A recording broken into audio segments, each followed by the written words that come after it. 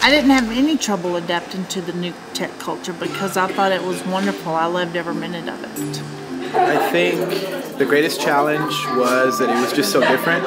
It's different from any other school, it's different from anything I was used to, and it was very different from anything anybody else here was used to. I think what was most difficult was that I didn't have any experience in new tech, and neither did the learners that came in, so we were all kind of lost together.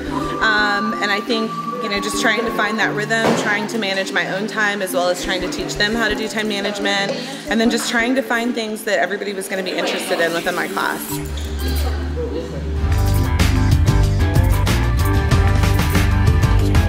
I actually was referred to by a teacher that I knew from Odessa High School who knew about this school, knew a little bit of background about it. I was actually an up-and-coming teacher, and she told me to look into it, and I actually did, and I contacted Dr. Vega, asked him about it, did my research, and it was history from there. I applied.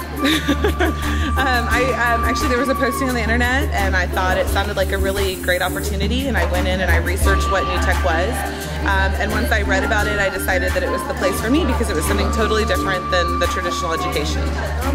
Well, I got involved with new tech when I got the call from Vega, and I had been working and going to a college, getting my master's degree, but I've been, you know, trying to apply around. So when I saw new tech, it sounded really cool and I applied up. And then one day I was driving home and Vega called me. I pulled over to the side of the road, he said come on out for an interview, and I got myself to Odessa, and here I am.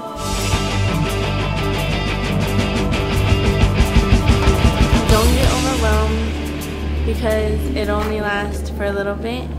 It'll get easier as it goes with the help of others.